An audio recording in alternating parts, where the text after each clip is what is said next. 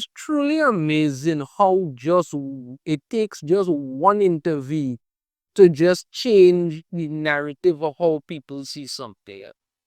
Because before Fantastic Four Full Steps got a trailer, there were all these rumors out there about how the movie's gonna be Sue Storm centric, how she's going to be this girl boss, how she's gonna be so she's upset that then Rita pretty much put her life on hold. All these things were out there they were saying about it. And I was honestly there thinking to myself, yeah, might very well be true. When you look at the direction that the MCU was going in, it's pretty much to see that was going to happen. Then we got the trailer, and I actually liked the trailer. There were certain things in there I kind of figured, we're getting a bit of a girl boss vibes from Sue Storm, but not so much to say good to know. If I actually kind of like the way the way the look of the movie. Well, I thought Ben Grimm looked a little off, but not so terrible as to anything about it. Maybe once you get to the finishing touch and everything like that, everything might look good. But I actually was interested. My only complaints really were that the kind of girl boss vibes I was getting from Sue, and the fact that Galactus didn't give me that oomph. I was really hoping for that. That's what I was really hoping for. I wanted that to kind of really cement it off. That was it. But that was what we got. So people were excited. I was excited. I wanted to see, okay, how is this movie gonna turn out? What's gonna happen? Let's see. And we got that information with the the Avengers Doomsday cast reveal, and it was revealed that the Fantastic Four they're going to be in it, so we know something's gonna happen because they are supposed to be in their own separate world. Wanna see what's going to happen here. Okay, let's give it a look. And then, like I started off saying, all it took was one interview to really get everybody thinking now that, yeah, this is going to be a very big problem. Let's dive into this so you understand what I'm talking about. Marvel reimagining Fantastic Four for modern MCU audience. The minute you hear modern audience, you just don't know. This article comes from Cosmic Book News. With 3 months to go until release, Marvel Studios has kicked off marketing for the Fantastic Four First Steps, where it's learned that the FF will be reimagined for a modern audience. I don't know when people are going to learn that there is no modern audience. These people who you all propose to be making these movies for don't exist. Those of us out there who actually want good movies and good stories up, we are the ones you should be making movies for. And when you keep making these things with these modern audience morons, and we sit and we say, you know what? The hell with that. We'll keep our money in our pockets. You lose millions, if not billions of dollars. And then you have a bunch of screaming harpies who go online and accuse everybody of being homophobes and sexists and grifters and all of this nonsense. Rather than just come out and admit that you all are making crap for people who don't actually show up for anything if they exist at all. But that apparently seems to be the way to go. The Fantastic Four have already been on screen 3 times. So yes, they've got that there. But let me get to what it is, to get to what it is was said, so you'll understand exactly what is going on. Now, it's the thing about it that they gave an article, they was given an interview to Entertainment Weekly, right? And the information actually surrounds the Invisible Woman and the Human Torch. And that's kind of the problem. So let's get into the first bit of info here. Regarding Joseph Quinn's Human Torch, it sounds like Johnny will be nothing like the portrayal from Chris Evans. Now look, whether you like it or hate it, came to those Fantastic Four movies, at least Chris Evans' portrayal of Johnny Storm was basically kind of spot on. Johnny Storm is a bit of a hothead and, he likes to be more adventurous, something like that. He's a bit of, and he's a ladies' man. We get that. We get that. That's what makes the character interesting. But apparently they ain't doing that. The article makes a point of stating Chris Evans played the character as a skirt-chasing scallywag But Quinn wanted to do something different. Oh boy, let's hear this. He's a man that lives with a lot of bravado, which can be an affront sometimes. But also he's funny. Myself and Marvel Studios boss Kevin Feige was speaking about previous iterations of him and we are and where we are culturally. He was branded as this womanizing devil may care guy, but is that sexy these days? Yes. Yes, it is. That's what people want to see. That's what the character is interested in. What made the character fun? Let's see that. But instead, he says, I don't think so. This version of Johnny is less callous with other people's feelings, and hopefully, there's a self awareness about what's driving that attention seeking behavior. Now, you talk about how he branded as this womanizing devil may care guy, but is that sexy these days? That's what people like about Johnny Storm. That he's always having, he always going after this new girl there. He's a bit devil may cry because that was the whole thing about him. The whole devil may care attitude and the fact that he literally turns into the human, was literally his whole body is literally engulfed in fire, is what kind of adds to it. So you kind of get this whole daredevil thing from him and you add it to that because when Johnny Storm in the Fantastic Four movie that they talk about with Chris Evans, but when he goes down like snowboarding or something like that, and he goes flying and basically kind of catches on fire and crashes into the ground there and kind of makes his own little mini hot tub, and he kind of invite the girl, and they were like, "Okay, yeah, this is it." People laughed. Everyone were like, "Yeah, this is cool. This is Johnny Storm." But no, you're like, is that sexy these days? You know what's not sexy these days? Johnny Storm screwing a bug. That's not sexy. That's disgusting. You understand? Then there's that god awful goatee that they gave him, which might actually be worse than the bug screwing. About it, the goatee might be worse than the bug screwing. That's how bad it is. But no, is that sexy? Is that sexy these days? Yes, genius. That's what people like about the character. But no, let's go in there and freak it up because why not? Continues on. He is really smart, Shackman says. He's on that spaceship for a reason. And I think sometimes people forget that in various comic stories, he's been one of the most heroic of them. Even if he's undercutting his heroism at every turn through humor, he's Sue's brother, which means they are cut from similar cloth. Nobody's not saying Johnny Storm isn't smart.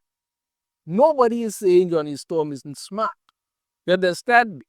Yes, they've kind of portrayed the characters and they're not being all that smart and all that. That's an issue we can deal with. But the devil may care attitude, along with being smart, is what will really make the character interesting. But no, apparently they don't want that. Then we move on to good old Sue Storm, who apparently now must take some big political stance and do something with it and all kinds of stuff.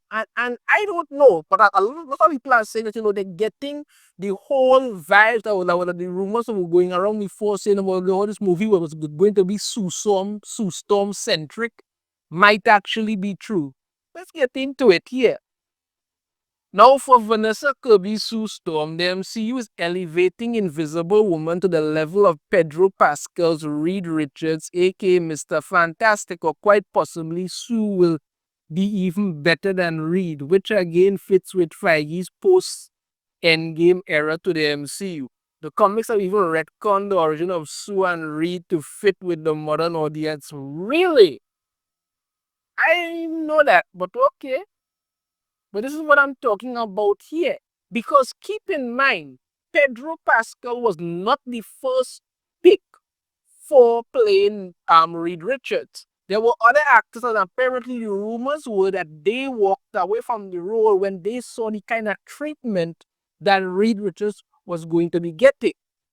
Then there was also the rumor that apparently Kevin Feige said that, the original Fantastic Four team was too white. So they didn't want to put another white guy in there. I don't know what the hell had to do with anything, but that was it. But the rumors However, we were wrong that whole original team being too white, and the fact that they were saying that you know, other actors were passing on the role because of the treatment of Reed Richards. But then Pedro Pascal showed up, and like Pedro Pascal is in everything.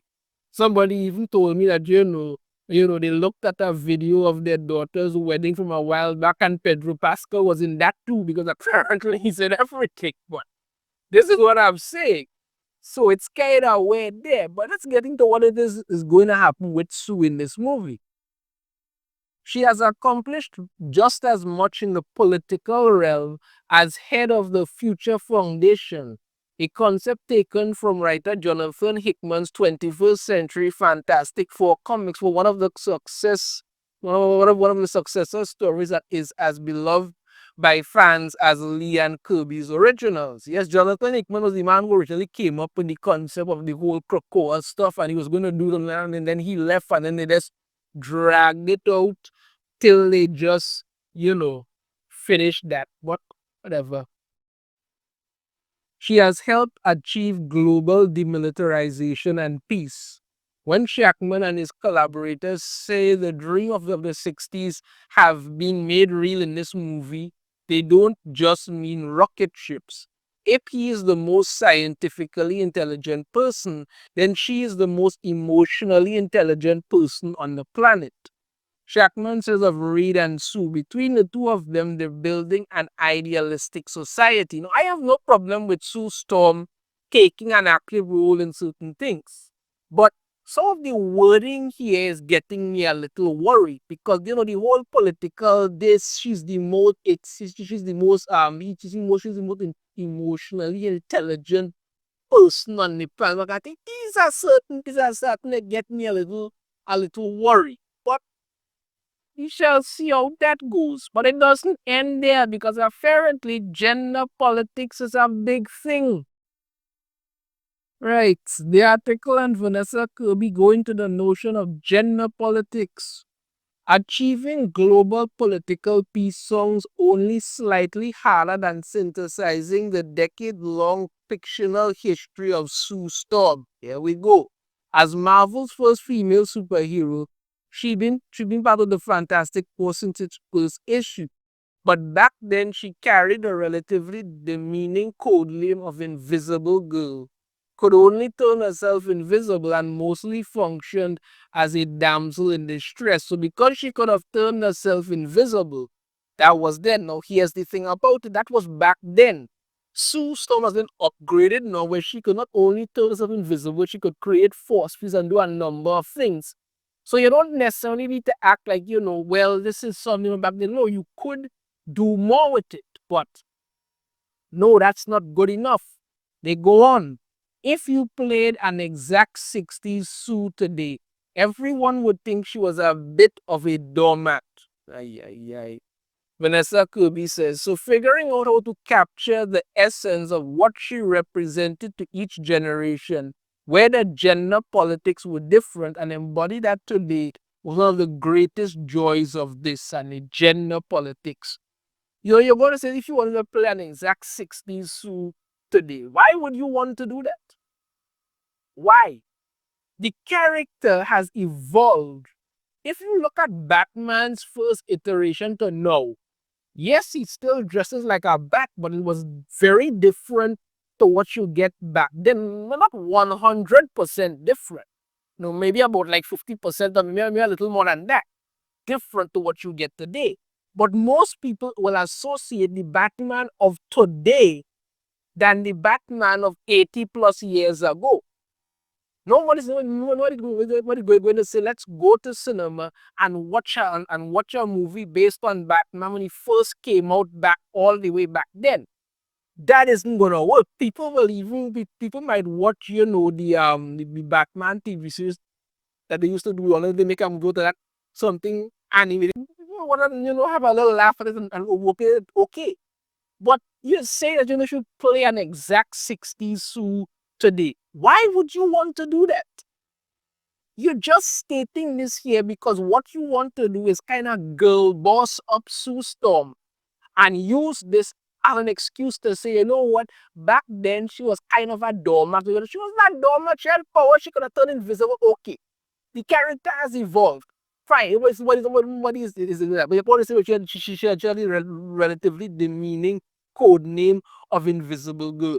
If she could turn invisible, what did you want them to call her? See-through woman? Come on now, man. This is what people are very well, because I'm telling you, there's a very big shift for this. People online were like suddenly like, oh God, this movie gonna be so much crap, and I saw a lot of people talking about saying, well, they were very well initially, excited for this, but as these people went on this interview and opened their mouth, all of a sudden now, people are very hesitant and very, very, very, very reluctant on wanting themselves. You know what? Maybe this is just not going to work out. Maybe this will be another flop. I, for one, hope that it does not go that way, but we shall see. So the plot of the movie follows the Fantastic Four existing in their own universe on a different Earth. They're the most popular people on the planet even before getting superpowers, which only heightens their status. Reed and Sue create a utopia on their Earth. It's a retro future. There are robots and flying cars, and everything seems hunky-dory.